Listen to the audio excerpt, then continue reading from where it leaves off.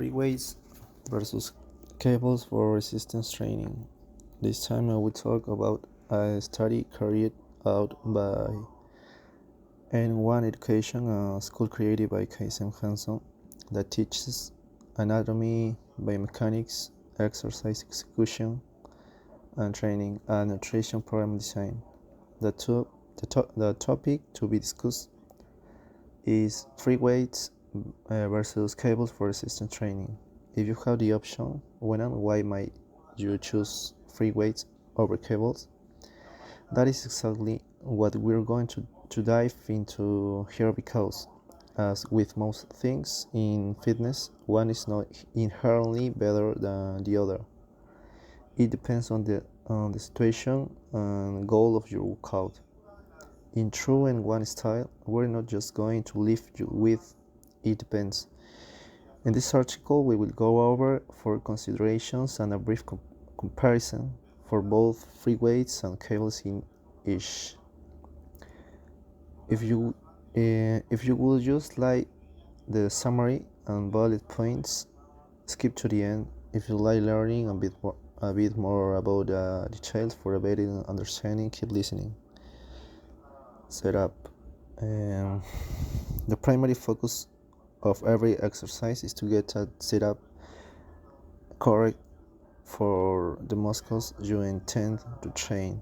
This means that we need to line up the resistance appropriately to bias that tissue. Free weights always have the same line of force, the gravity.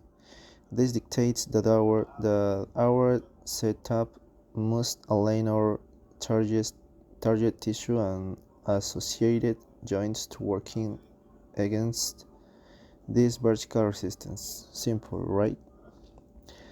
You can train most muscle tissue with some sort of free weight movement if you are creative enough understand functional anatomy. The trick is the range of motion where you have significant resistance of the length of a muscle that you can train may be limited.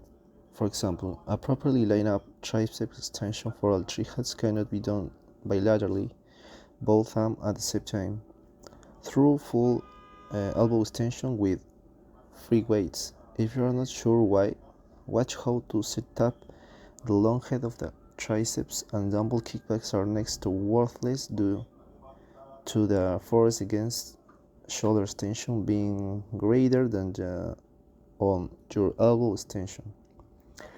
Cables, especially adjustable ones like on a functional trainer, can have a line of resistance pretty much any direction you want. This offers great versatility for training muscles through ranges and positions that are not feasible with free weights. For example, a pull apart for upper back or rear delts. They also tend to be easy to set up since you can literally see the line of force and adjust your positioning accordingly. Natural movement path. Free weights, specifically barbells, just don't fit many people perfectly for all movements. Bench presses or rows are prime examples. They don't allow for the natural wrist movement necessary and fix the grip width, which can often limit the range of motion available to train. This can lead to wrist, elbow, or shoulder discomfort acutely, and potentially injury of chronic pain with long-term use. Dumbbells are usually less of an issue since you have more freedom of movement than a barbell. However, they have a similar issue when it comes to things like cores for certain individuals, usually those with more upper body mass. In order to set up ideally for the line of force, gravity, they would have to train one arm at a time. There's nothing wrong with that per se, but can be an inconvenience for efficiency or be logistically if you're trying to do a superset with a bilateral exercise and want to have both arms get the same amount of rest between sets. Cables are much more forgiving and accommodating. You can easily set up to train any upper body musculature bilaterally while fitting your body's structure. Simple by adjusting torso and cable position. Resistance profiles. Free weights allow some ability to change the resistance profile for a muscle group, but requires significant change in the setup and body positioning. However, there are some range and resistance profiles that just cannot be reasonably achieved. Again, because our only line of force is gravity. Supersets can become challenging in a busy environment due to the need for multiple weights of dumbbells or changing plates on a bar between exercises. Cables offer an excellent opportunity to quickly manipulate resistance profiles with only slight change in body position or by simply moving the pulley. You can overload all of the upper body musculature at any length or range. This is extremely convenient when performing supersets, either for the same muscle group or multiple. And you don't have to run around the gym to do it. Momentum. Free weights offer a greater opportunity to generate momentum in an exercise. This is not necessarily a bad thing. There is a time and place where this quality can be useful. For more on that, read Momentum, Proper Application for Resistance Training. An important thing to keep in mind is that momentum occurs in both directions, both the concentric and eccentric portion of the movement. This means that in certain exercises where there is greater risk of injury, in the lengthened position, squat, bench press, if an excess magnitude of momentum occurs that is greater than you can stop within your active range. However, it also allows you to potentially change the resistance profile of certain exercises just by changing your intent on the concentric portion. An example of this would be using a tempo superset.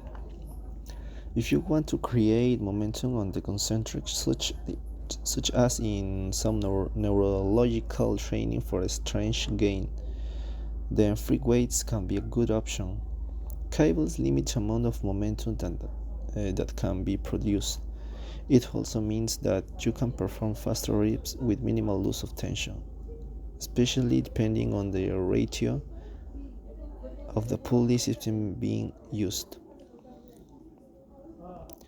Science alert 2-1 pulley systems effectively take half the force to move a given load. So if the weight stacked is 100 libras, it will only take 50 libras of force to move it. The end of the cable that you are pulling on will also move to 2x the distance that the weight stack will move. Similarly, a 4-1 pulley system takes quarter of the force to move a load, and the end of the cable you are pulling on will move 4x as far as the weight stack. This is why a 4-1 pulley will limit your ability to create momentum more than a 2-1. This can be very beneficial for metabolic training where you may not want longer eccentrics, perhaps to minimize mechanical damage or to just have a greater percentage of your work be concentric, thus creating a greater energy and metabolism production. The other factor introduced by cables is friction created by the pulleys. This friction is often negligible, but when you have more pulleys between you, the weight stack, it can add up a bit. This friction will actually make the resistance slightly greater on the concentric and slightly less on the eccentric. This can also be beneficial in metabolic training where you want to limit potential mechanical damage and maximize metabolic stress.